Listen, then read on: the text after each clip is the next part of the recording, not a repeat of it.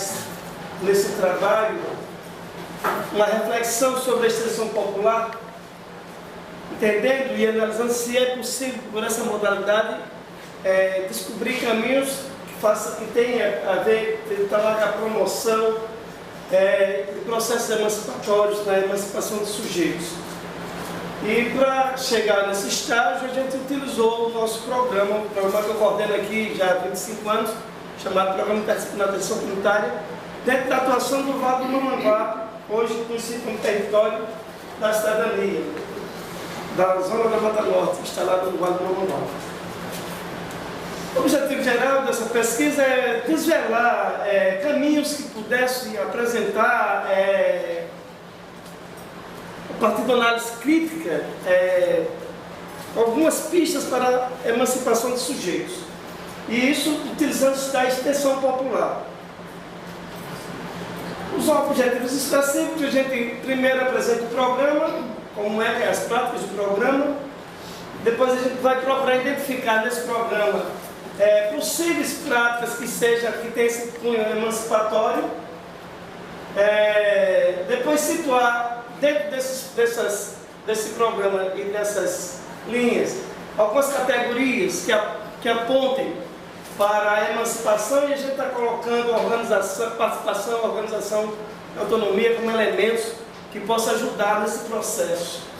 Depois a gente vai verificar o que ocorreu de mudanças com os companheiros que prestaram seus depoimentos para o estudo desse trabalho.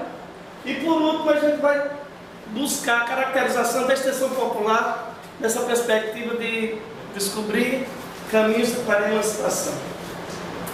Usamos como metodologia um esforço de um campo do materialismo dialético histórico, chamando a compreensão da análise, da crítica, de uma síntese, a partir da análise uma nova síntese. Então a gente vai tentar apresentar no primeiro, no segundo e no terceiro momento, seria nossa primeira síntese do trabalho, depois uma avaliação, a reflexão, depois uma nova síntese, fechando a metodologia. O tempo de trabalho que a gente escolheu nesse programa são 30 anos de experiência. A gente faz um recorte em 10 anos, então de 2002 a 2012, quando a gente já fundamenta o processo pedagógico do programa, e escolhemos como atuação onde eu tenho um maior ênfase do trabalho que é o Vale do Mamanguape. Escolhemos 3 categorias de trabalhadores para ajudar nesse processo. Seria lideranças comunitárias, escolhemos 2 num universo imenso, pescadores, 2 pescadores também num universo muito grande, e 2 agricultores também num outro universo. Caracterizando um pouco o local da pesquisa e olhar de onde eu me coloco como observador, a gente está exatamente no Vale do Mamanguape, na Zona da Mata Norte, Paraíba, uma área com 3.647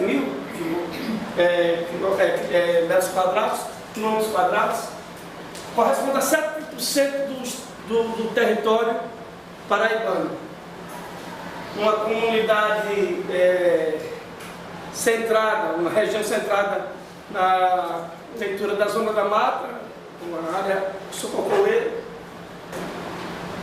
colocando no mapa dos municípios e acrescentando Santa Rita esse mapa, porque Santa Rita, apesar de não fazer parte do Vale do Mamanguape, mas está dentro do território da cidadania e tem uma aproximação muito grande do nosso trabalho nessa região, da composição da leitura territorial e desenvolvimento, por fazer parte de 2 complexos estuarinos que foram importantes para o nosso trabalho. A bacia hidrográfica da região, entendendo a riqueza, talvez a região mais rica do estado da Paraíba com relação à água e solo. Nós temos 3 bocas de rios importantes, o rio Camaratuba, o rio Biriri e o rio Mamanguape, com ainda muita riqueza de manguezais, vegetação de um solo maravilhoso. A técnica de coleta de dados, escolhemos essa entrevista semi-estruturada para 6 pessoas e que conviveram comigo nesses últimos 10 anos, participando do programa diretamente, e a gente utilizando esse processo pedagógico chamado MET-MOCI, Metodologia para Mobilização Coletiva e Individual. Pensamos no processo de organização das pessoas, porque esse programa também atinge 5 eixos. Um chamado processo produtivo, outro processo organizativo, um chamado processo informativo no campo da educação popular, um outro de qualidade de vida, fechando com um processo cultural local. Como dava para pensar que era humanamente impossível trabalhar os 5 eixos, escolhi apenas um que fazia uma relação com todos os outros eixos, é o processo organizativo. Em cima disso, a gente trabalhou a percepção do programa como um todo.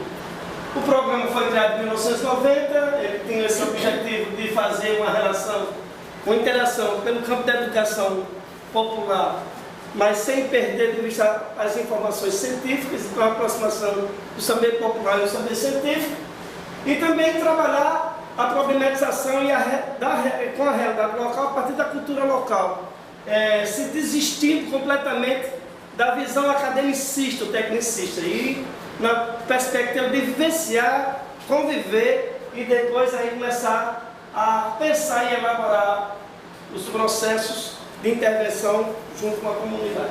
A linha de pensamento do processo pedagógico identifica-se na leitura dialética, entendendo a comunidade instalada num território onde está presente o mercado, o Estado e a sociedade civil organizada, e a gente busca aí nos sujeitos a promoção do ser humano, não perdendo de vista a sua capacidade formativa, que a gente chama de saber empírico, aquilo que vem culturalmente passando de geração para geração, de pai para filho, mas introduzindo aí o conhecimento científico na interação dos professores, funcionários, alunos com a comunidade. Depois passamos para uma outra etapa do processo, que era a problematização e sistematização, no que vai dar algumas pesquisas e algumas intervenções. Por último, um processo de qualificação e melhoramento das condições no processo de formação, para uma ação local, uma resolução que vai chegar a projetos, programas, convênios, junto com os entes federativos. Partimos da construção da Federação dos Pequenos Produtores do Vale do Mamanguape. O início de tudo. Isso começou, a FAPEMA foi criada em 1992, quando a gente instalou o programa naquela região, e a partir daí começou essa mobilização de várias entidades, de vários grupos, de várias pessoas, no Vale do Mamanguape, até chegar a 2002, com a fundamentação do método e da pedagogia para a gente começar nos outros 10 anos. Como resultado desses anos todos, são 173 entidades constituídas, 131 associações de trabalhadores rurais, onde era o maior foco do trabalho, mas identificamos também outras concepções organizativas das associações comunitárias, nos setores mais urbanos, seria sindicatos de trabalhadores autônomos, associação de pescadores e colônia de pescadores, sindicato dos trabalhadores rurais, sindicato de servidores públicos, porque esse trabalho tomou dimensões outras tantas que não dava para separar, só trabalhar com o setor rural. Apresentamos os dados específicos da evolução. A gente colocou para fazer o estudo um trabalhador antes e 10 anos depois, como é que se dá. Então a gente vai apresentar aqui dos 6 entrevistados, a gente colocou aqui mais ou menos, colocamos 2 trabalhadores nas suas disposições, no início e depois, 10 anos depois do tá. Então, no primeiro a gente escolhe um agricultor que era um agricultor familiar, estava iniciando apicultura, era alfabetizado e tinha uma renda de R$120 por mês. 10 anos depois, nós temos esse mesmo agricultor familiar, já no ensino superior, fundador de uma ONG chamada COPIR, que tem dimensões no estado da Paraíba todo, passa a participar do programa Vidas Paralelas do governo federal, com a universidade, o Ministério da Educação, Cultura e Saúde, hoje educador popular, e a sua renda hoje R$3.500. Outro, a gente tem o prazer imenso de destacar esse pescador. Eu tenho uma relação muito próxima com ele, porque ele passa a ser o meu mestre. Quando eu conheço, ele não é alfabetizado, vivia na colônia, mas uma pessoa avessa ao processo de organização com esses modelos tradicionais, aposentado tinha uma renda de R$620. Hoje a gente tem, ele continua não alfabetizado, está coloniado, já está aposentado, também participa do programa Vidas Paralelas, é um professor de pesca, êximo professor e êximo mestre na arte do mar. Esses avanços a gente vai destacar os avanços individuais e os coletivos. Para chegar num processo já de análise das contradições, é importante destacar, porque nos individuais a gente viu que houve realmente avanço significativo em todos os elementos estudados.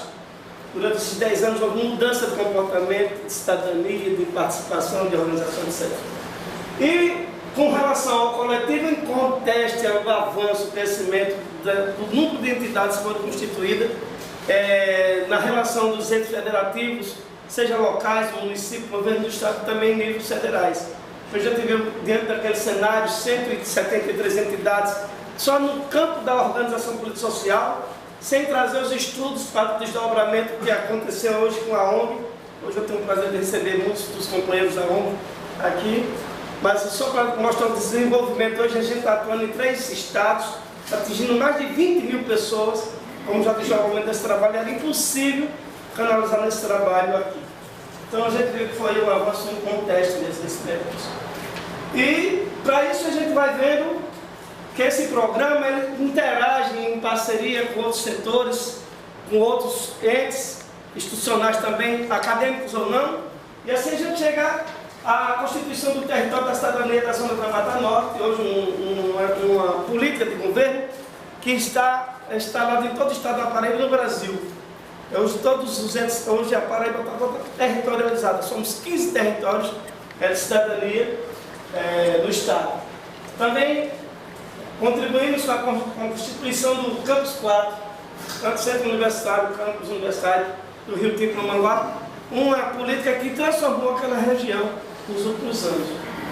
Contribuímos também com a instalação da ANEPOP, Articulação Nacional de Extensão Popular, e a gente destaca a Paraíba nesse processo, e o nosso programa contribuiu bastante na relação com as pessoas no Brasil com a instalação dessa articulação nacional de uma política pública reconhecida nacionalmente.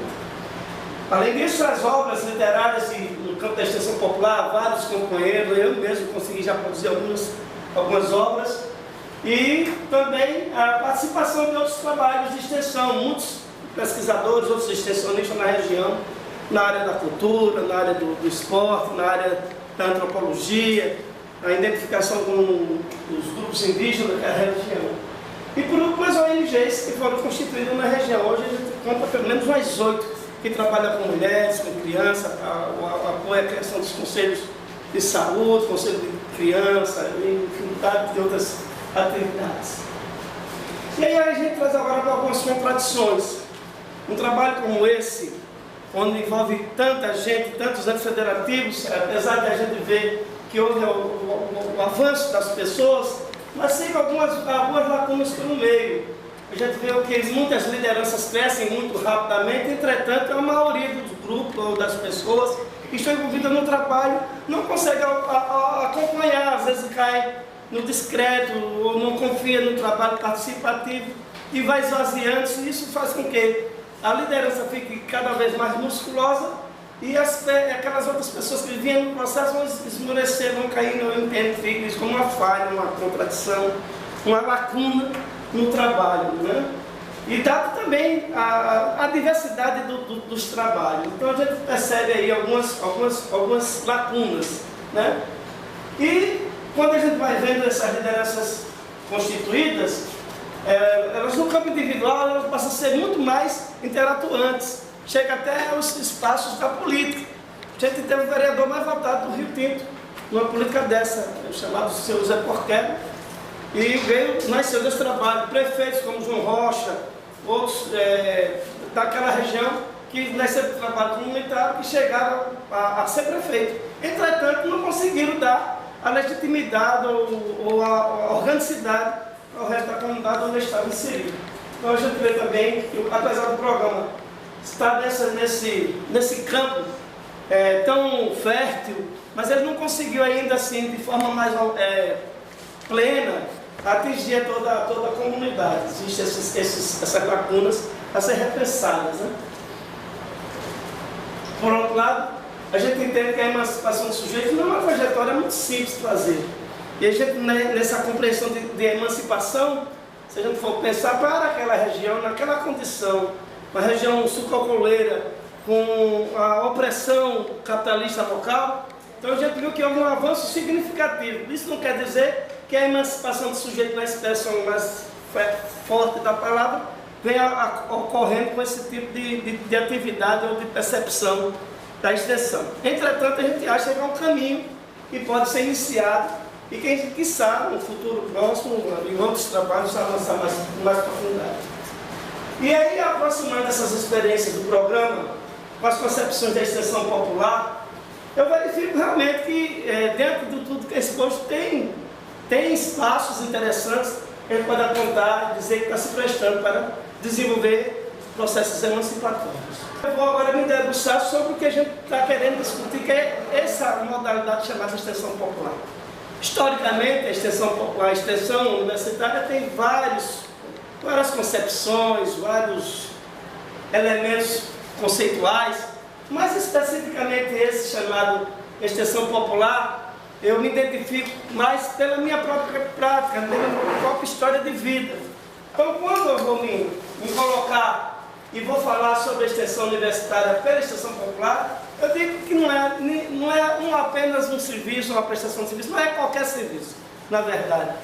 Tem algo mais, tem uma preocupação de aproximar, difundir, de enuncificar o que a gente tem na concepção de ensino, de pesquisa e extensão, com as demandas que a gente identifica com a classe trabalhadora, com os setores da sociedade.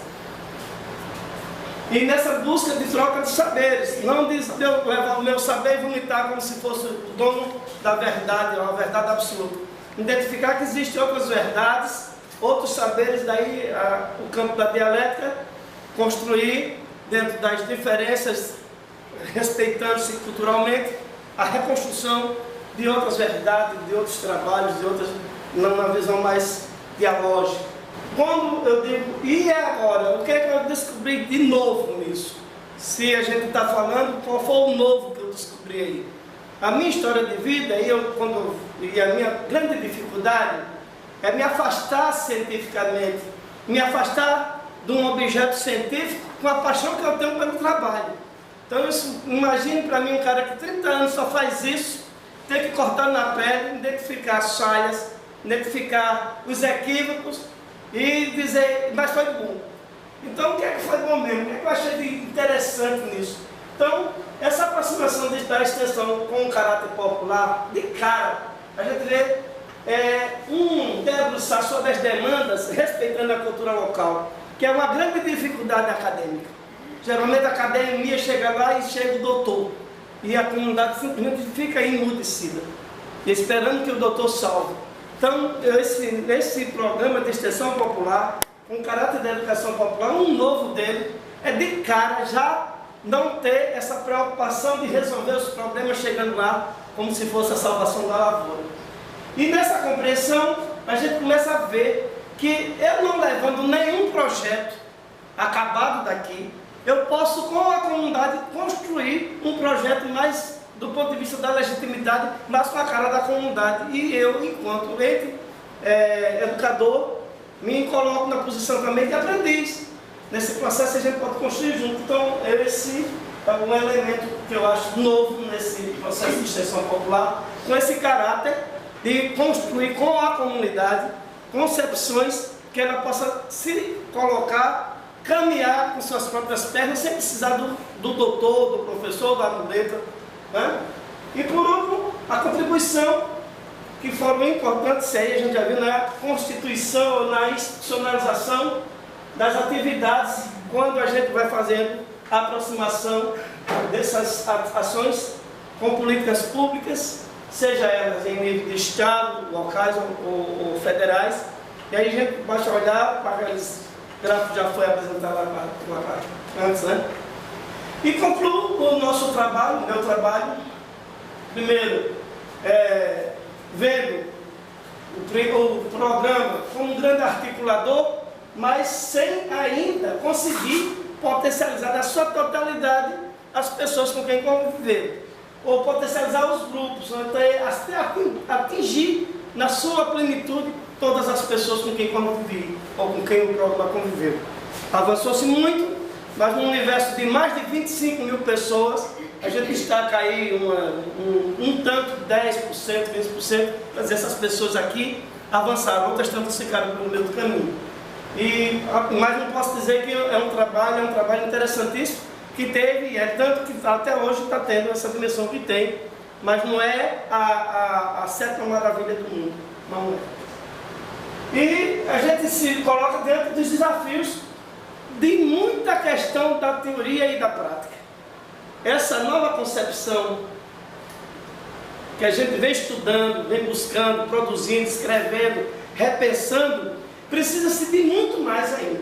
Muito mais reflexão na concepção de aproximar a teoria da prática. Um dia, discutindo com o professor José Neto, e eu dizia, e muito irritado, porque a prática, na teoria, a prática é diferente. Eu dizia, e tem que ser mesmo.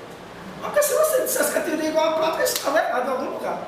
Então, até para a gente refletir, o extensionista tem essa visão de o meu trabalho é bom. E às vezes não pensa. Então ele me fez naquela hora repensar no que eu estava dizendo a partir da minha própria prática. A prática, a teoria tem que ser diferente da prática. Agora não pode estar distante um da outra, mas tem que ser diferente para ser reflexivo. Então, pensando assim, a gente precisa refletir a partir das nossas próprias vivências e reconstruir novas teorias para fortalecer cada vez mais essa modalidade chamada extensão popular. Caminhar para a emancipação e fortalecer, estimular todo o processo que a gente vem discutindo da prática da extensão popular, a gente vê que é na participação popular e na organização dos trabalhadores. Não dá para fazer isso a partir da nossa leitura acadêmica ou tecnicista só aqui para dentro, mergulhado nos nossos livros, nas nossas reflexões teóricas. É necessário realmente uma participação popular e nessa compreensão que se vislumbre esses cenários todos que fazem extensão fiquem encantados. E para que se chegue na tal autonomia, e aí uma outra concepção de autonomia diante do cidadão e do capital, do cidadão e do patrão, do cidadão e o Estado. É necessário se refletir que representação e que representatividade a gente tem dentro desses elementos que a gente precisa alcançar como autonomia. Nesse sentido, eu pude comprovar que essa extensão de caráter popular, como trabalho social, aí defendendo o conceito de extensão popular como trabalho social e útil, com a intencionalidade de integrar o que se produz aqui com a demanda da sociedade, é nesse sentido que a gente diz que essa proposta pode vir ajudar a construir processos emancipatórios. O Falcão não fez isso nos últimos 15 dias. Ele vem mexendo com esse negócio há mais de 20 anos. Mas o mundo que se coloca para a gente começa a universidade, ela se presta para a gente ajudar aquele mundo que está presente. Porque o mundo que nos apresenta não é o mundo. Ele está meio camuflado para a gente. Então, o mundo que a gente vê é só um pedaço do mundo que existe mesmo. Esse mundo das coisas, da realidade, ele é só um mundo, uma parte. O mundo da vida da gente tem mais outras coisas.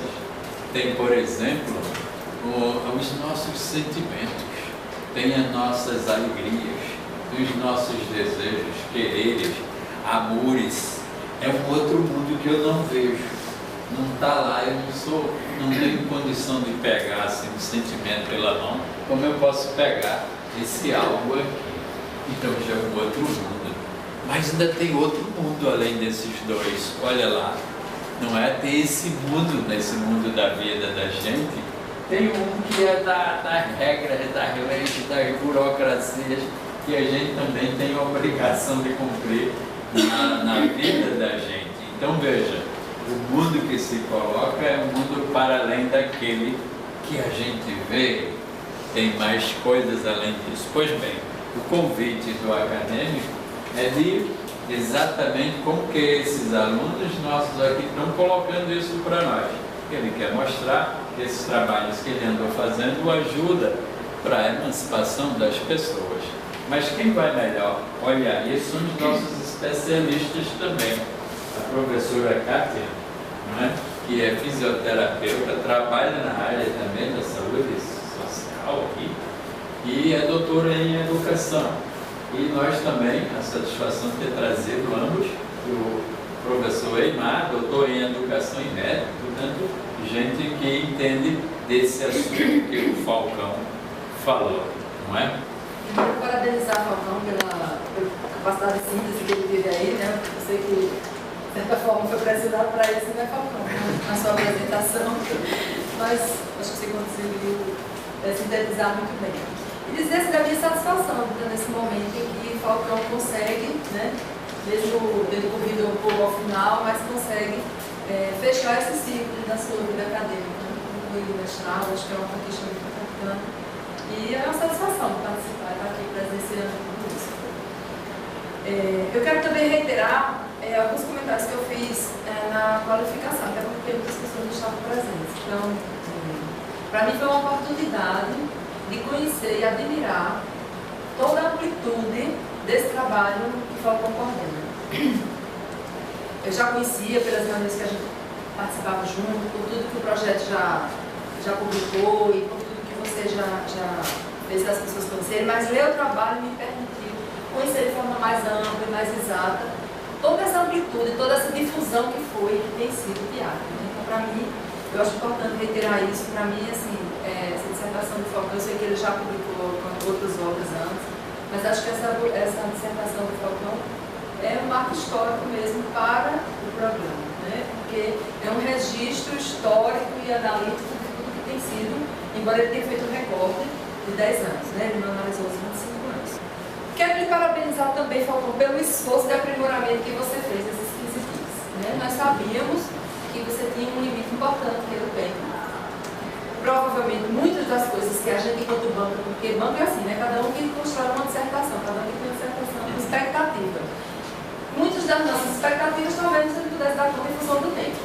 Mas, assim, acho que a maioria delas você enxugou partes que foram recomendadas a serem enxugas, né? Aquela parte toda do histórico da educação brasileira e tal. Acho que você reestruturou alguns itens, né, de uma forma bem interessante e avançou. Então, ao final, se você até uma questão que eu acho que você, ao final, você conseguiu avançar em suas análises bem subjetivamente, né? Acho que isso foi uma contribuição muito importante. Contido esse sentido, falta só da fonte do registro na metodologia, né? A gente tem feito essa observação, não sei se você não percebeu isso. Então, você reposicionou o Metmoci, você fez uma série de... Mas assim, esse seu registro histórico do PIAC, ele vem da onde? Das suas memórias? Então, assuma isso e coloque na sua metodologia. Eu não acho que é problema algum isso. Para mim, enquanto leitor, continua fazendo falta. Né? De onde ele tirou tudo isso? Né? Todas essas informações, de onde vem? Tem registro escrito, não está na minha memória, enfim. Eu acho que isso o leitor precisa entender. Né? Porque, para mim, na minha opinião pessoal. Então, acho que na maioria das nossas recomendações, dentro desse limite do tempo, eu percebo que você atendeu. Por exemplo, a questão da autonomia, né, que a gente colocava que era um limite, a participação, quando a categoria estava ocupando muito espaço, e a autonomia ficava ali meio escondidinha. Então, você conseguiu dar mais visibilidade à autonomia enquanto categoria analítica mesmo. Então, em geral, era isso. Eu queria só fazer um comentário, né, que é uma questão de fundo aí para mim importante, que foi colocado anteriormente e que você frisa muito aqui. Então, na sua versão da qualificação, você chamava muita atenção para isso. Parecia que só tinha havido conquistas individuais, né? Parecia uma contradição enorme. Então, só tem conquista individual, o restante do coletivo não avança. Há um certo comodismo, né, dessa representação das pessoas delegarem as lideranças, o exercício da sua cidadania. E eu acho que agora, nessa versão, você consegue fazer mais uma síntese. Eu acho que você consegue assumir isso, mas admitindo que houveram ganhos coletivos, tanto por meio da criação de tantas entidades, associações, sindicatos, né, como também conquistas em termos de infraestrutura local. Então, eu acho que você faz uma síntese do trabalho disso, você deixa de... e aí a gente colocava, né, era como se o PIAC fosse salvar todo mundo. Não, é admitir que ele traz possibilidades. Mas aí no finalzinho aqui você ainda retoma essas contradições. Parece que isso é uma coisa que me incomoda muito, né? E eu acho que a gente precisa entender assim, que as pessoas têm desejos, caminhos, projetos diferentes. Então, não dá para em 25 mil pessoas, todo mundo ir na mesma direção. Afinal de contas, essa emancipação precisa começar do desejo individual das pessoas. Então, eu acho que isso é uma coisa assim, que você fez a síntese, mas que você ainda dá uma escorregada e vai para lá. O PIAC não conseguiu levar todo mundo junto, o PIAC não conseguiu fazer todo mundo emancipado do mesmo jeito. Mas, na verdade, as pessoas são diferentes, são heterogêneas, né? Enfim, acho que essa heterogeneidade foge a toda a ideologia, a toda a intencionalidade, a todo o desejo de emancipação do outro. E que aí, no fim, você fala uma coisa que eu acho que, para mim, cura tudo isso. Quando você diz assim, que o PIAC ajudou a construir processos emancipatórios. Então é isso, né? Não é emancipar as pessoas, fazer com que todo mundo que participou se emancipe na mesma proporção. E aí o seu objetivo está muito... Acho que você está falando dos seus objetivos de forma muito clara. Mostrou que há possibilidades emancipatórias, que há sujeitos que se emanciparam, enquanto que outros se acomodaram. Mas que o projeto, todas as ações dele, o programa, ajudou, tem ajudado e ajuda a construir processos emancipatórios. Então, eu acho que isso aí, se você se contentar com isso, acho que é uma enorme contribuição, né? Na perspectiva do que o Zé Neto define que você gosta tanto, né? Da extensão do trabalho social, né? Que ele se apropria muito bem. Então, acho que para mim, assim, ainda fica essa coisa, né? Que você fez a síntese, mas ainda volta, assim, eu consegui tudo aquilo, né? Ainda falta. Sempre vai faltar, né? Enfim, então eu quero parabenizar você, parabenizar a Zé Neto, né? Por ter acolhido como orientando, por ter conseguido finalizar esse processo junto com você e desejar muito sucesso, parabenizar as pessoas, todas as pessoas que fazem parte desse programa. E era meus comentários eram esses. Como eu disse, me afastar. Quem faz extensão é apaixonado, né? Eu sou apaixonado pelo que faço. E quando eu conversava com o Zé Neto como orientador, porque o Zé Neto como professor é uma figura, como um amigo meu, eu figura como orientador é chato para você. Só quem sabe disso. É isso aí. Eu dizia para mim. Se ele fosse chato, você não estava aqui hoje. É bem verdade. Então, quando ele me colocava, olha, falou, deixa de rir, deixa de inventar a moda, que vai ver o que é que tu vai fazer. Então, isso foi uma sacada muito legal. E é claro, Cátia, que como você mesmo coloca, o tempo que eu tive e assim, de cara agradecer também a generosidade de vocês, essa compreensão, como eu já tinha dito anteriormente, meu limite de escrever, o cara que vive da prática. Você debruça para escrever alguma coisa, vai buscar da leitura. O tempo do falar e do escrever não é ao mesmo tempo. Então, assim, eu busquei o máximo que pude, e claro, pedi ajuda a muitos companheiros aí, o próprio Zé, e tentei dar a resposta daquilo que foi colocado, exigido, e entendendo o esforço também do tempo. E uma promessa, tem que melhorar o texto cada vez mais, porque eu acho que tem muito ainda para ter muito para se escorrer, para se pensar, para se debruçar. Então, só que vai aqui minha gratidão à compreensão de uma irmã que tão gentil, né? tão generosa na forma de criticar, de contribuir, saber que é um trabalho que não é somente tantos que estão aqui, 90% dessa sala faz parte desse trabalho e está na ponta de fazer. Então, o que me deixa feliz de poder deixar um legado não para a minha família, para mim, para o meu ego, mas para tanta gente que pode estar aí se debruçando, contribuindo. Então, a tua generosidade me deixa assim, cada vez mais instigado a rever o texto, a melhorar o texto, construir isso. Como eu disse na qualificação, eu deveria dar na banca de dissertação, a dissertação de um companheiro de 30 anos, né? Assim, de 30 anos de iniciativas comuns, algumas vezes paralelas que eu mal acompanhava, e eu foi muito, como a Cátia disse, muito bom conhecer esse de forma mais organizada isso que se fazia, a gente só tinha notícias esparsas, né? E você, somente você é uma dissertação de um construtor central do dinamismo da extensão popular na UFPB. Isso eu acho que é uma coisa de muito respeito. E agora, a minha leitura da dissertação agora foi muito pequena. Eu cheguei de viagem terça-feira de noite, aqueles voos de madrugada, eu quando eu recebi, eu tinha outras coisas, então eu digo que a minha leitura foi pegando alguns itens, coisas assim. Não, mas como é que um cara desse vai avaliar uma dissertação se ele fez essa leitura? Mas só que eu fiz uma leitura muito atenta na anterior e há poucos dias atrás, né? E eu sinto assim que eu compreendo muito essa pressa que você teve para os tempos. É um pouco quando a gente orienta uma pessoa que é militante como o Falcão, é diferente de uma pessoa mais concentrada, que está... mas você continuou atuando, né? Então isso é difícil. Então eu acho, nesse sentido, o Zé Neto ter... Porque é muito diferente você orientar uma pessoa que está por conta. E aqui você quando você fala dele ser chato, mas é porque uma relação que tem que ser de conflito mesmo, né?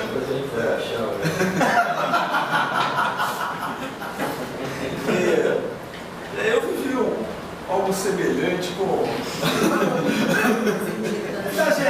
Você é genético familiar. E agora Zé Neto também. Então, assim,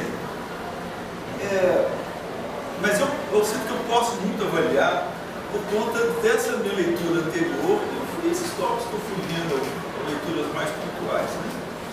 E eu digo assim que, nesse sentido assim, que o Falcão é uma pesquisação em ato, a vida dele, né? Quer dizer, tudo que ele fez, isso não foi uma construção que ele já tinha, foi sendo construída no processo. E foi uma das coisas que eu bati que era uma pesquisação, né? Na verdade, é uma tentativa de sistematizar uma pesquisação que não começou com essa pesquisa. Isso. Ela começou há 30 anos atrás, né? E assim, é claro, uma pesquisação que gerou tantos desdobramentos para Paraíba e nacionalmente, né? É claro que você não ia conseguir sistematizar toda a dimensão teórica da subjacente. Isso é uma coisa que eu acho que nós vamos ter que outras e é sobre isso que eu queria falar um pouquinho mais nesse sentido. Eu acho que muito dessas coisas assim em relação aos detalhes da dissertação, a gente foi até meio abusado na primeira análise, né? Ele ficou muito rabiscado o texto. Então, assim, a dissertação é uma tentativa de identificar esses elementos teóricos mais importantes dessas práticas com tanta repercussão na Paraíba e nacionalmente. E se tiveram, principalmente em nível nacional, essa repercussão tão grande, é porque ela tinha elementos teóricos de organizativos que eram inovadores, né? Então, o que está atrás disso, né? Eu acho que você teve seu trabalho, sua pesquisação de 30 anos teve duas dimensões. Uma dimensão que é a pesquisa, a educação popular para as populações rurais e pequenos municípios, né? Essa que você privilegiou nessa dissertação, e uma outra, essa educação popular para estudantes, né?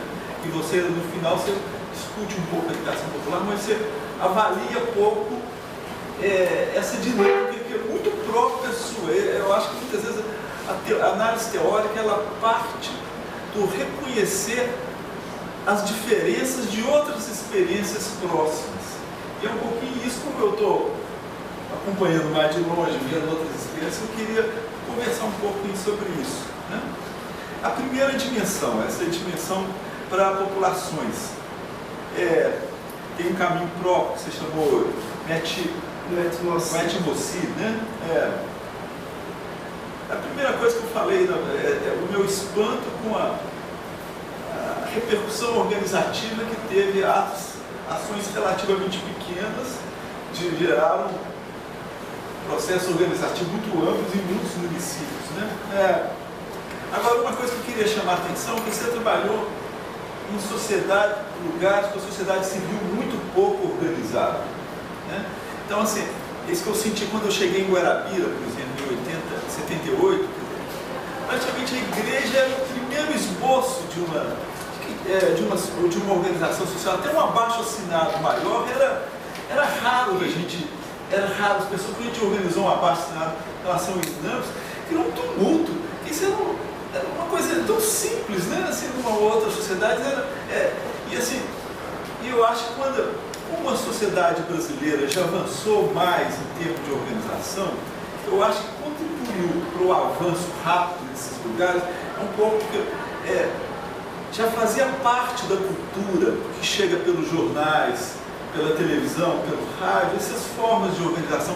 Precisava, às vezes, um palito de fósforo para organizar algo que já estava, porque essa população já tinha referências e ela estava nesse nível de desorganização da sociedade civil ainda muito precário.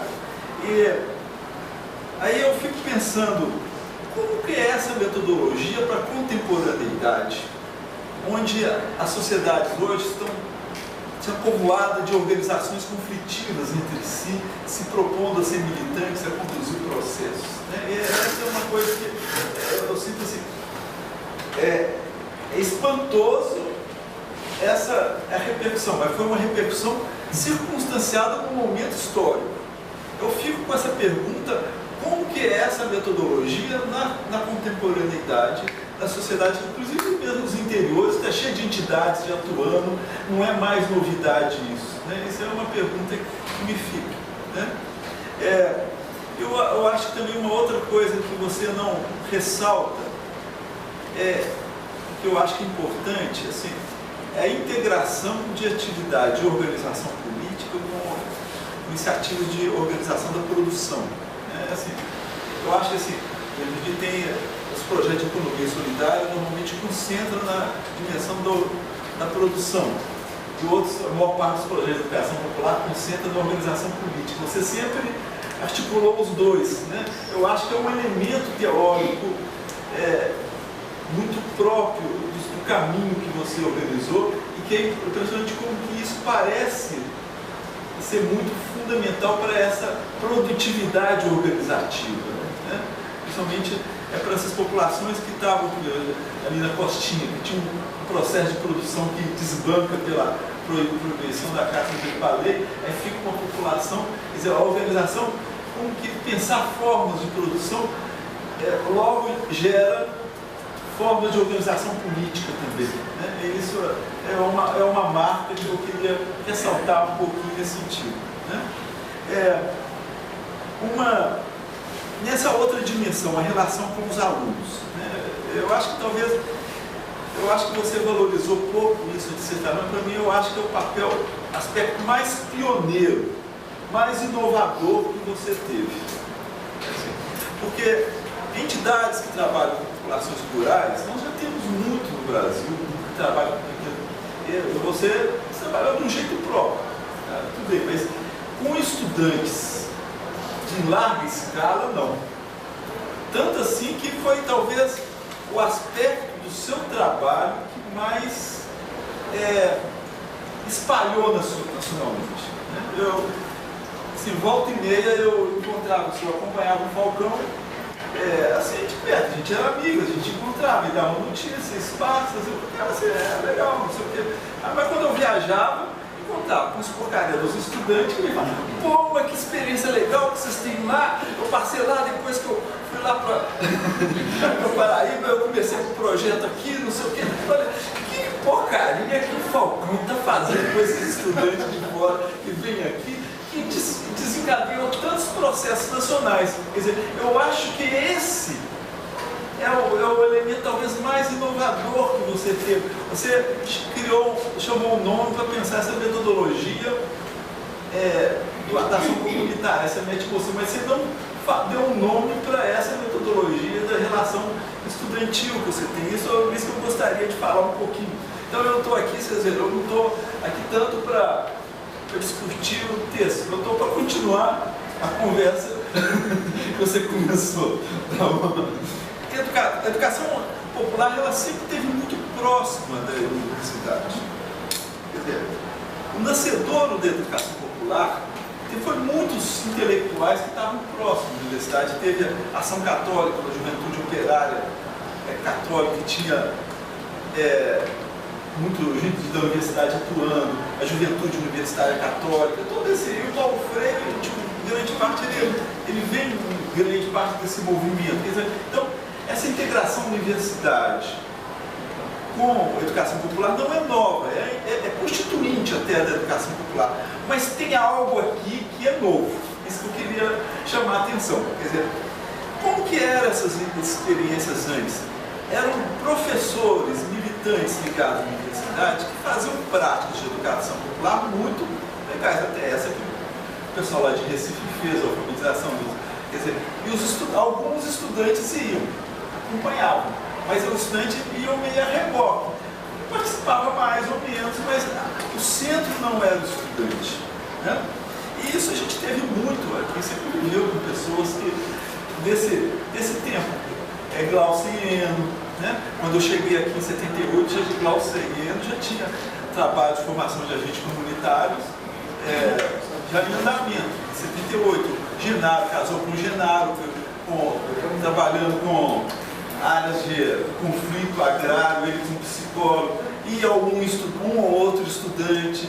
Você devia um pouco desses professores. Tinha um outro professor, José Maria Andrade, que você aprendeu muito. José Maria Andrade era uma outra pessoa que fazia muito isso, né? E o Timothy, que ia lá para Guarabira, acompanhava. Então, tem vários professores. Deixa eu ensinar minha cola que eu fico assim. Não, está de cabeça para baixo. E tinha também alguns grupos estudantis, de movimento estudantil, que faziam. Mas como é grupo estudantil, eles eram transitórios, acabava aquela turma e ia embora. Aí aconteceu algo que, na UFPB, que eu vi na área da saúde, que foi marcante. Porque tem um Adenildo aqui que é dessa experiência, foi no NAC, o Núcleo de Atuação Comunitária. Né? Quer dizer, pela primeira vez, já era o tempo de abertura política, né? Então já se podia, porque antigamente a extensão popular era uma coisa subversiva, não envolvia muitos estudantes, porque ninguém podia divulgar, porque senão vinha repressão. Mas passou a ditadura e começou a ficar mais aberto.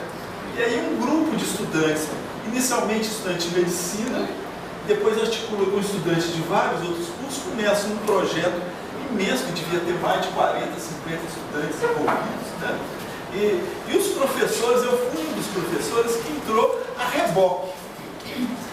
Então, essa foi uma experiência inovadora, que marcou o UFPB e que foi a sua experiência também formativa, né? Eu acho que tanto eu como você bebemos da inovação metodológica que o NAC trouxe, onde o professor é diferente do Paulo Freire, que com alguns estudantes. O professor entrou com um apoio ao projeto que era do estudante. Aí a gente começou a repensar a educação popular, porque a educação popular era muito pensada na relação com a população, estudantes ou professores com a população. E a gente começou a pensar a relação entre professores e alunos, usando a educação popular, né? Eu acho que, e isso eu sinto que é a grande inovação da UFPB. Eu fui outro dia lá na PUC de Minas Gerais, no campus de Betim, uma cidade do PT, de extrema militância, educadores populares. Eu conheci um casal de educadores populares que estiveram em Goiás, não sei o quê. Esses educadores têm uma trajetória, eles estavam lá com professores na PUC, mas eles levavam os estudantes, mas eles controlavam o que os estudantes queriam fazer. Né? É um professor muito cioso da qualidade da ação técnica. É completamente diferente do que você fazia, porque você deixava os estudantes fazerem e você ficava dando apoio. Então, essa inovação que eu acho que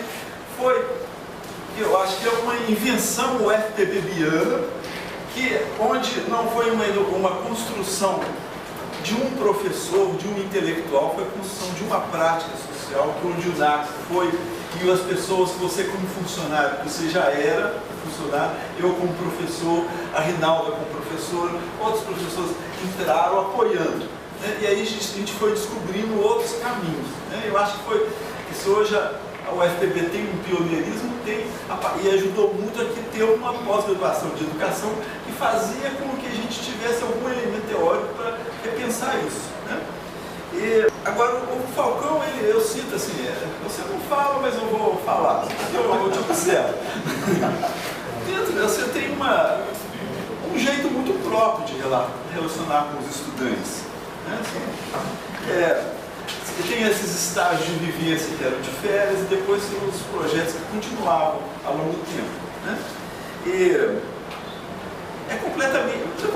era muito diferente de outros projetos de extensão na área da saúde. Né? Eu queria ressaltar isso para ver o que tem.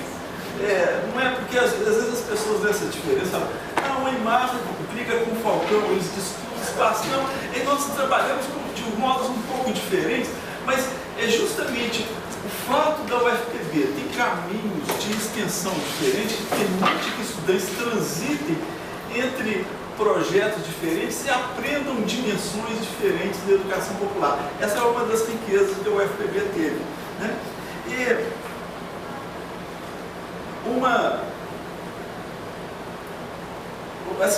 os outros projetos de extensão aqui, principalmente na área de saúde, eles têm uma característica de se localizar em uma comunidade. E ao localizar em uma comunidade, eles criam um vínculo maior do estudante com essa comunidade. E nesse projeto sempre se pensa a organização política, mas a organização política fica pequena. Eu acho que a maior parte dessas experiências nossas localizadas, vamos falar, é uma certa crítica que tem de um certo localismo que a gente tem. Porque a organização política comunitária, ela é difícil de prosperar. Assim, tem muita interferência dos políticos. A gente na Maria de Nazaré, quem viveu de próximo a Maria de Nazaré, toda uma organização política, e depois essa organização ela é cooptada pela gestão, e aí passa a ser, e aí dá um refluxo, mas a gente tem que ficar nesse lugar mesmo. E eu acho que, nesse sentido, eu acho que o fato de você atuar em múltiplas comunidades, quando tem um refluxo desse, você sai para outra, vai dessa, vai para outra. E aí o estudante que está te acompanhando tem a oportunidade de ver sempre processos dinâmicos de organização política. Né? E agora você não fica só em termos de organização política. Né? Eu acho interessante que é uma marca dos seus projetos, primeiro tem a vivência em comunidade. Você é até mais radical do que os nossos projetos nessa coisa da inserção. Vão passar 2 semanas numa comunidade, não é para vocês fazerem nada, é só para conviver. E aí as pessoas têm um mergulho, a gente podia falar, um mergulho antropológico na vida cultural, de identificação. Eu acho que você casa essas 2 dimensões, um primeiro momento, que é um momento de conhecer, e ao conhecer, me identificar e me comprometer, né? Mas logo depois você passa para a ação política e fica centrado basicamente nessa ação política. Vários estudantes que passaram do PEPASP, que é da Maria de Nazaré, cansaram dessa mesmice e desenvolveram muito nessa dimensão política. E depois passaram para o movimento estudantil e foram extremamente importantes na reorientação do currículo, não só da medicina, mas de outros cursos também, muito por conta de você cuidar mais dessa dimensão política. Né? Eu acho que isso, e essa coisa de ter muitas frentes, possibilita isso. Né? Agora eu queria também falar de um jeito do Falcão. extremamente solto de lidar com os estudantes. Né? Assim, tem hora que eu vi aqueles projetos que você tinha que mais de 50, 60 estudantes, seja lá, eu sei um planejamento, ia quem quisesse ir, eu falasse, que anarquia danada. Até nesse sentido eu identifico mais com você do que com o Pedro. O Pedro, ele é meio filho do Wilton Padilha, que deu um toque de organização dele. O PNAB talvez o PNAB o extremo, o diálogo entre o PNAB, que tem todo um processo de organização. De organização, que é muito legal também o PNAB ao fazer isso, porque ele dá um cunho administrativo. O estudante, ele aprende a gerir, ele cuida disso. Então é uma outra dimensão que você não cuida da gestão, você deixa solto. E aí eu falo assim, é uma certa irresponsabilidade, às vezes eu tinha essa impressão, mas eu acho que essa irresponsabilidade ela é produtiva, porque eu senti isso também no início do PEPAS, porque eu sou muito desorganizado. E eu senti assim, que na irresponsabilidade o estudante fala assim, se eu não pegar esse negócio, o negócio vai se fuder, meu. Aí eles têm que, alguns pegam, outros enrolam, mas tem sempre algum que pega e começa. Então ele é formativo de liderança, né? Então é uma metodologia que você tem que eu achava que precisava ser mais ressaltado, porque é um elemento inovador que não se fala dessas coisas, mas que eu acho que tem. Quando eu coordenava o PEPAS, aí eu fui fazer o pós-doutorado, o Wilton Padilha, que é um odontólogo todo organizado, assumiu. E foi quando o Pedro, então eles fizeram o processo organizativo. O projeto PEPAS ficou muito mais organizado, muito mais participativo. Mas eu desconfio que a gente gerou muito mais liderança do movimento estudantil no tempo que ele era desorganizado. Porque, assim, ficou que não era todo mundo que tomava frente, mas os que tomavam frente ganhavam protagonismo eu sei que também eram outros momentos também da UFPB, né? Então é difícil a gente comparar, mas são coisas que eu queria, é uma metodologia que você tem, né? Essa soltura do respeito da autonomia do estudante, né? Então são essas coisas que eu queria chamar a atenção, assim, porque uma pesquisação de 30 anos não vai ser uma dissertação que vai dar conta de ressaltar os elementos teóricos que estão implícitos aí e que eles foram sendo construídos nesse processo de ação-reflexão e depois eles vão ficando naturalizados. É preciso de ter o diálogo com pessoas de fora que estranham, para a gente começar depois eu acho que essa dissertação é o início desse processo de uma ação de pesquisação extremamente central nessa UFPB. E aí é um pouco o meu respeito em todo esse processo, nessa sua dissertação, que isso aqui é só uma parte da teoria que o Falcão criou. Então, isso que o Fábio coloca bem no centro da história, que um expressionista, muito chamado de Porra Louca, que não pensava, não escrevia, não refletia, é uma verdadeira mentira. Para chegar onde a gente chegou no método, ele tem que sentar e ler muito. Ler muito, levar muita porrada, porque eu não entendia alguns pressupostos, alguns teóricos, não juntavam minha carreira com Paulo Freire como estragar uma calma de salvação. Né? Para aprender. E quando a gente teve essa oportunidade, eu também tive uma outra oportunidade maravilhosa na vida, além de estar contigo, com o Genaro, como coordenador, tive um estudante de doutorado, estava fazendo o seu doutorado, e pediu licença para acompanhar nos meus trabalhos. E eu dizia para ele, sai de que horas? Sai de 6 da manhã. Volta, eu não sei se sai. Não sabe se volta. E esse doutorando na época, né, ele era uma das pessoas com quem eu mais aprendi a confiar. Porque quando a gente sai com um trabalho desse, quando tem ameaça de morte, mineiro, fazendeiro, brigas as mais variadas, terreno nosso, ninguém sabe onde é que vai, a gente sai ali e acabou, não tem mais nem professor, nem aluno. Tem cidadãos, uma comunhão do trabalho. Foi um pouco disso que tu me ensinaste naquelas oportunidades. Então, essa tua fala para mim, quando tu diz, eu sinto falta disso, eu tenho que optar. Eu vou falar bem do programa, com a estudantada, que tem coisas maravilhosas que podem ser resgatadas. A gente pode dizer hoje que o mais médico está na mão do nosso filho, né? O Vinícius está lá coordenando o mais médico. Um cara que passou aqui por todas as instâncias. Passou pelo programa lá, com você e com o Wilton, depois veio para cá, para o PIAC, e ele conseguiu fazer loucuras, né? Quase que a busca dele não deu certo. E hoje está coordenando o trabalho, é considerado, considerado um dos melhores médicos do sertão da Paraíba. É isso. Então, seu filho mesmo, Marquinhos, eu botei ali na comunidade que tem medo de alma. O médico mediano. Dormia no escuro, não. Estava sentando tijolo numa casa. Um crescimento, né? Veio o filho do Roberto Sassi, o Roberto Sassi me parou no canto, me deu um abraço assim, Falcão, eu queria lhe agradecer, você transformou meu filho num homem. Quer dizer, então esses reconhecimentos, meu irmão, só me deixa assim extremamente feliz e mais ansiado para rever, para reescrever, para refletir mais sobre o que a gente produziu. É como dizer, é muito pouco falar de 30 anos, do seu sofrer e já está aí em 146 páginas, quer dizer, menos que isso, 30 anos de experiência, né?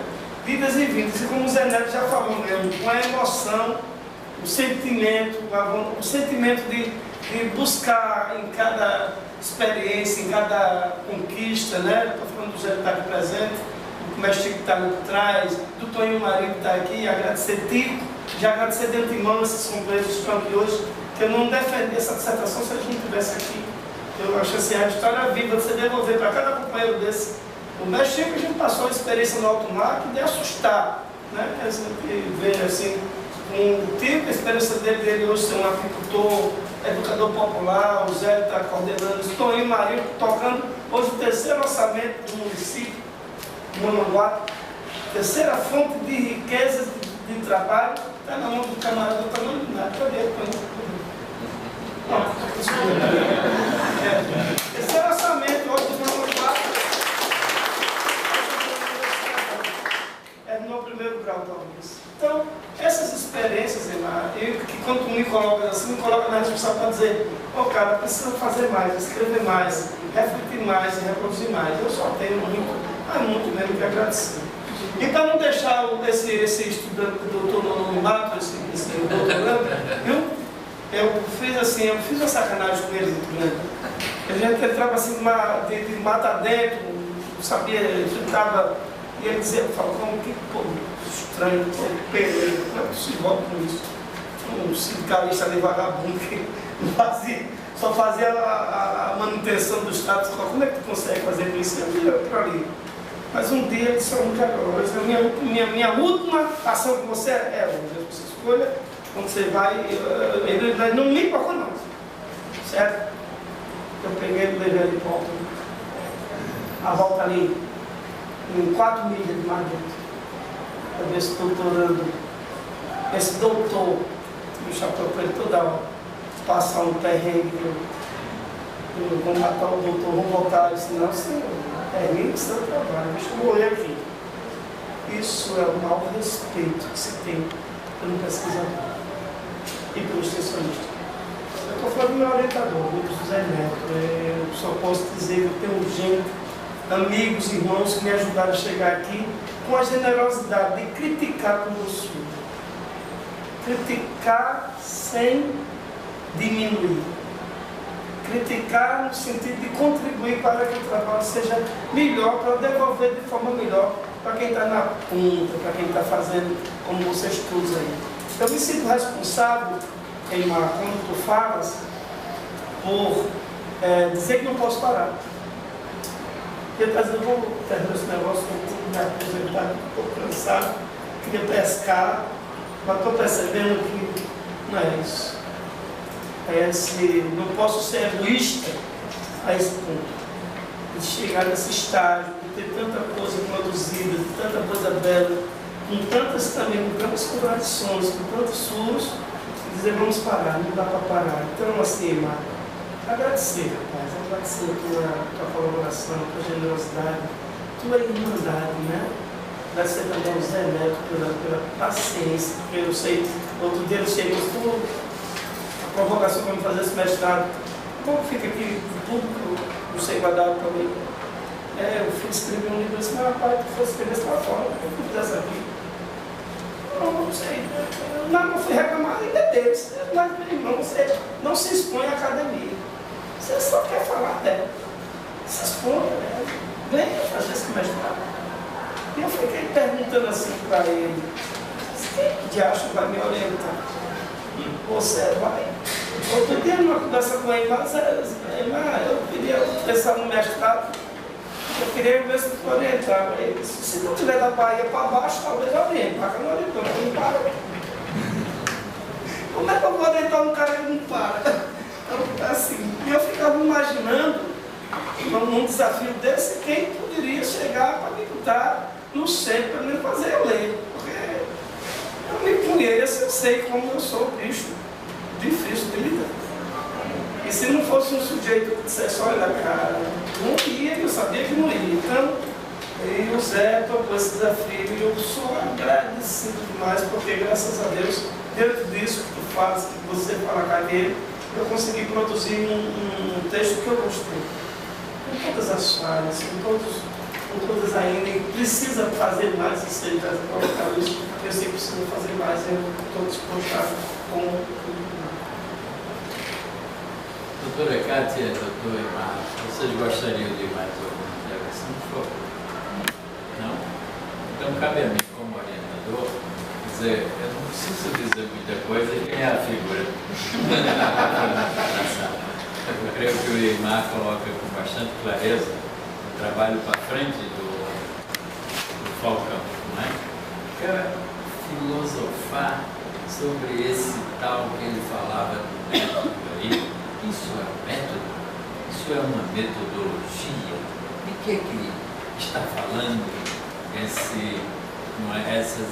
que estão falando essas experiências nesse campo daquilo que estamos chamando de extinção popular?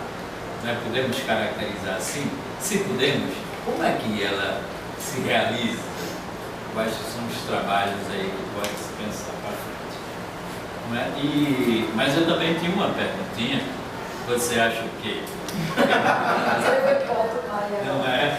Levou volta, mas eu creio que só um urubu novo, como dizem, acabou comigo. Eu vi só um mulambo na minha região, o sujeito vai estar desgraçado. Vocês fez uma égua aí, tá só um mulambo. Não está mais prestando para nada. Você continua a vida dele? Mas agora como orientador, não é? Minha vingança será maligna. E vem, agora ele... Bom, mas é o seguinte, o trabalho do Falcão, ele é um esforço, não é, para saber se temos caminhos para a emancipação. Diretamente, Falcão, é possível emancipar-se? Emanuel Falcão emancipou-se com você? Nesses 30 anos de extensionista, eu posso dizer, de dentro da academia hoje, que é possível construir caminhos para a emancipação, sim. Mas isso não é um esforço de um, é um esforço de muitos. Quando eu me coloquei na posição de extensionista, eu também me coloquei na posição de trabalhador. Então eu digo que é possível sim se emancipar a partir das categorias de organização. A banca examinadora considerou a dissertação reunida decidiu pela aprovação da defesa do mestrando, então considera-se aprovado o mestre Falcão, destacando os seguintes aspectos: caracterização aquela metodologia da terceirização do texto, né? Ou seja, coisas que você tem que ajustar lá com o seu orientador. Trata-se de uma dissertação que buscou explicitar elementos teóricos de uma prática emancipatória junto à comunidade paraibana, que teve ampla repercussão nacional pelos elementos pedagógicos inovadores dela construídos, tendo por isso grande significado acadêmico. Recomenda-se assim a sua publicação.